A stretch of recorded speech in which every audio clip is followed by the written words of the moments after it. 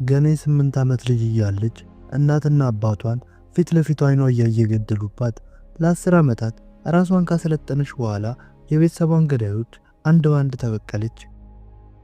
ታሪኩም የሚጀምረው በሐሺሽ ንግድ አንደኛ ደረጃ ላይ በምትቀመጠው ሀገረ ሜክሲኮ ሲሆን የሜክሲኮ ማፊያዎች አንድም ቤተሰብ በግፍ ሲፈጁ እያስመለከተን ነው። በዚሁ ቤተሰብ ውስጥም ትንሽ የ8 ዓመት ልጅ ስትኖር የማፊያዎቹ መሪ ወደ እሷ መጥቶ ሽጉጥ ግንባሯ ላይ ደቅኖባት አባቷ የሰጣት ሚሞሪ ካርድ ካለ ይጠይቃታል።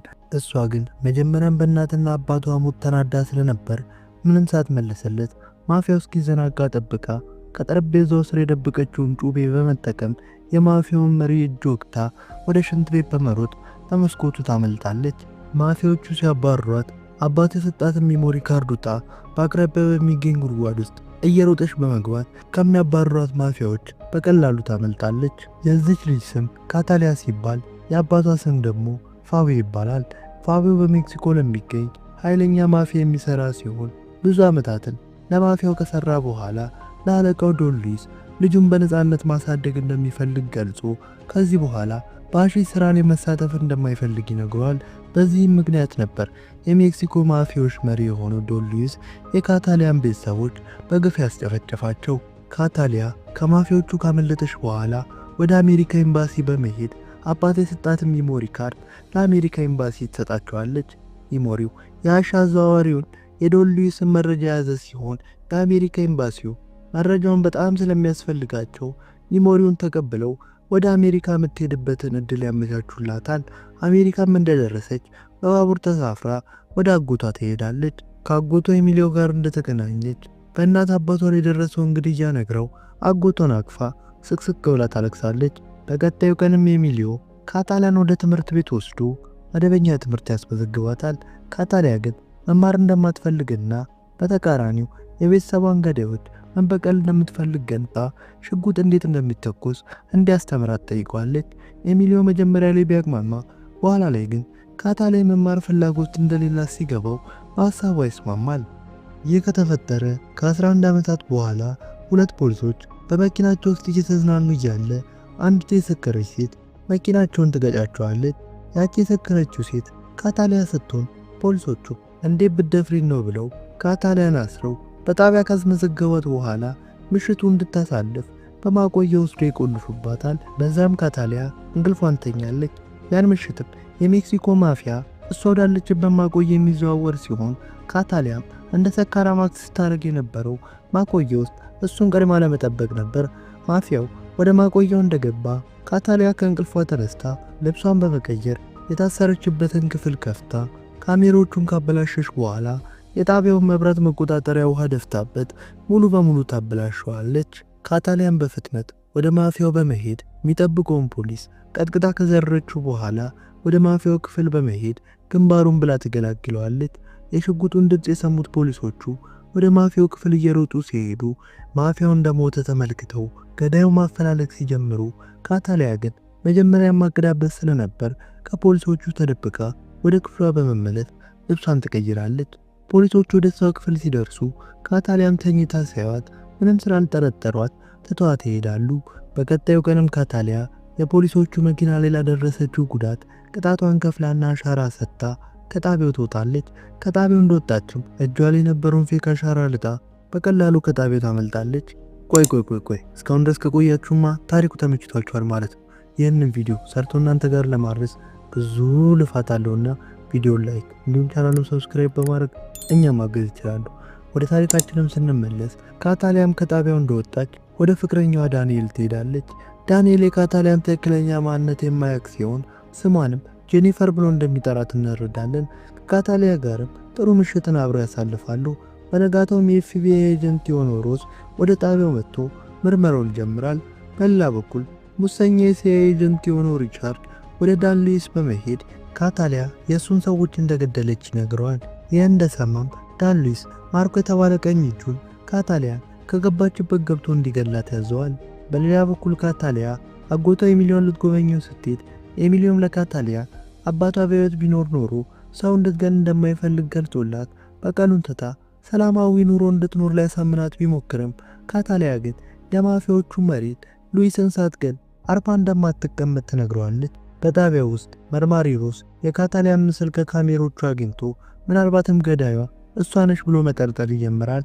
በሌላ በኩል ካታሊያ ወደ ቤቷ ተመልሳ ለሁለት ትላልቅ ውሾቿ ስጋ ከሰጠች በኋላ ፓስፖርቷን ይዛ ቀጣይ ኢላማዋን ለመግደል ወደ ሜክሲኮ ትበራለች። ቀጣዩ ኢላማዋ ስሙ ፍራንክ ሲባል ለሉዊስ የሚሰራ ሰው ሲሆን ለብዙ ሰዎች ሞት ተጠያቂ ነው። ፍራንክ በቅንጡ ቤቱ ከብዙ ሴቶች ጋር ሲዝናና ውሎ ድክም ስላለው አመሻሹ ላይ ይተኛል። ካታሊያም እንደመሸ ቤት ውስጥ የሚገኘው መዋኛ ገንዳ ተጠቅማ ወደ ፍራንክ ቤት ሰተት ብላ ትገባለች። በአጋጣሚ ፍራንክ ሽንቱን ለመሽናት ሲነሳ ጠባቂዎቹ ሙሉ በሙሉ እንደተገደሉ ተመልክቶ ሽጉጡን ይዞ ሲወጣ ካታሊያ እየጠበቀችው ስለነበር እግሩ ላይ ተኩሳ ትመታዋለች። ፍራንክም የፈለገችውን ያህል ገንዘብ ወስዳ ሕይወቱን እንድትምርለት ቢለምናትም ካታሊያ ግን ሳታዳምጠው ደረቱን ተኩሳ መታው።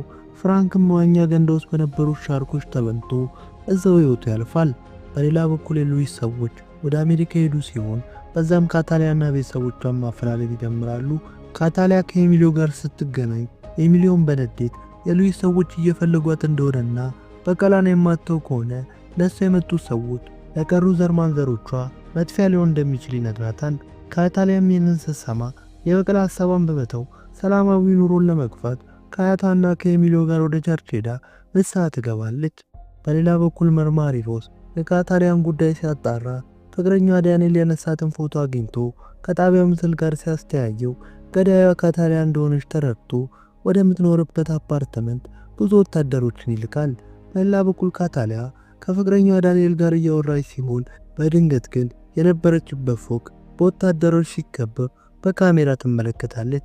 ካታሊያም ጊዜ ሳታጠፋ ወደ ሽንት ቤት በመሄድ የደበቀችውን መሳሪያ ከኮርኒስ ውስጥ ታወጣዋለች። ግድግዳው ላይ ቦምብ አጥምዳ ግድግዳውን ካፈነዳሽ በኋላ የሊፍቱን ብረት በመጠቀም ወደ ታችኛው ወለል ወርዳ ቦታው ላይ የነበሩትን ካሜራዎች ካበላሸች በኋላ ከቦታው ማንም ሳያት ታመልጣለች። ለቤተሰቦቿም ደህንነት በመጨነቅ ወደ አጎቷ ቤት ስትሄድ አያቷን ሞታ ታያታለች። በአያቷ ሞት ስቅስቅ ብላ እያለቀሰች ቤቱን እየተዘዋወረች ስትቃኝ ይባስ ብሎ በጣም የምትወደው አጎቷ ወንበር ላይ ታስሮ በዘግናኝ ሁኔታ እንደተገደለ ትመለከታለች። ካታሊያ በአጎቷ ሞት ልቧ ክፉኛ ተሰብሮ ሉዊስና ሰዎቹን አንድ ባንድ እንደምትገድላቸው ለራሷ ቃል ትገባለች። በሌላ በኩል ሮስ ቀን ሙሉ በጣቢያ ሰራ ውሎ ወደ ቤቱ ሲመለስ ካታሊያ ከተደበቀችበት ወጥታ ሽጉጥ ትደቅንበታለች። ካታሊያም ለሮስ ሉዊስ ሙሉ ቤተሰቧን በግፍ እንደፈጀባት በመግለጽ ከሙሰኛው ፖሊስ ሪቻርድ የሉዊስን መረጃ እንዲያወጣጣው ጠይቀዋለች። ሮስም በሀሳቧ ተስማምቶ በነጋታው ወደ ሪቻርድ ይሄዳል። ሪቻርድንም ስለ አሻ አዘዋዋሪው ሉዊስ አድራሻ ሲጠይቀው ሪቻርድ ግን ለመናገር ፈቃደኛ ሳይሆን ሲቀር ካታሊያ ቀድሞውንም ተዘጋጅታ ስለነበር እሱ የነበረበት ጠረጴዛ አጠገብ ተኩሳ ሪቻርድን ታስደነግጠዋለች። ሪቻርድን በድንጋጤ ሊያወጡ በመፍራት አድራሻውን ይሰጣቸዋል። ካታሊያም አድራሻውን እንዳገኘች ወደ ቤቷ ተመልሳ ከባባድ መሳሪያዎችን ታጥቃና ትላልቅ ውሾቿን ይዛ በመኪና ወደ ሉዊስ ትሄዳለች። በሌላ በኩል ሉዊስና ማርኮ ካታሊያን እንዴት እንደሚገሏት እየተወያዩ እያለ ካታሊያን በቦታው ላይ ደርሳ እነ ሉዊስ የነበሩበትን ቤት ሚሳኤል ተኩሳ ግንቡን ትደረምሰዋለች። ካታሊያም ወደ ቤቱ በመኪና በፍጥነት ገብታ ቦታው ላይ የነበሩትን የሉዊስ ሰዎች አንድ ባንድ ትፈጃቸዋለች። መጨረሻ ላይም የሉዊስን ቀኝ እጅ የሆነውን ማርኮ ጋር ተገናኝታ ሁለቱም ጥይት ስላለቃቸው እጅ በእጅ መፋለም ጀምራሉ። ከያለ አስጨራሽ ፍልሚያም በኋላ ካታሊያ በጩቤ አንገቱ ወቅታ ማርኮን ለአንዴና ለመጨረሻ ጊዜ ትገላግለዋለች። በዚህ መሃል ሉዊስ ፊት ለፊቱ ባገኘው መኪና ገብቶ ከአካባቢ ያመልጣል። ካታሊያ የሉዊስን አሟሟት መጀመሪያ ማቅዳ ስለነበር መኪና ውስጥ በነበረው ስልክ ለሉዊስ ደውላ ላጠፋው ወንጀል አሁን እንደሚቀጣ ተነግረዋለች። ሉዊስም ስልኩን ዘግቶ ሲዞር በመኪና ውስጥ ትላልቅ ውሾች እንዳሉ ይመለከታል። ውሾቹም ያለምንም ርህራሄ ሉዊስን በሕይወት ቦጫጭቀው በሕይወት እንዳለ ይበሉታል። በስተመጨረሻም ካታሊያ ለፍቅረኛዋ ዳንኤል ደውላ እንደምታፈቅረውና ትክክለኛ ስሟ የነፈር ሳይሆን ካታሊያ እንደሆነ በመግለጽ ስልኩን ዘግታ አዲስ ሕይወትን ለመጀመር ወደ ሌላ ከተማ በባስ ስትሄድ ታሪኩ ይጠናቀቃል። ታሪኩ እንደተመቻችሁ ምንም አልጠራጠርም። ይህንን ቪዲዮ ሰርቶ እናንተ ጋር ለማድረስ ብዙ ልፋት አለውና ቪዲዮ ላይክ እንዲሁም ቻናሉ ሰብስክራይብ በማድረግ እኛ ማገዝ ይችላሉ። እና አንድ የመጨረሻ ነገር ስለ ቪዲዮ የተሰማችሁን ሀሳብ አስተያየት ኮመንት ማድረግ እንዳይረሱ። ይመቻችሁ።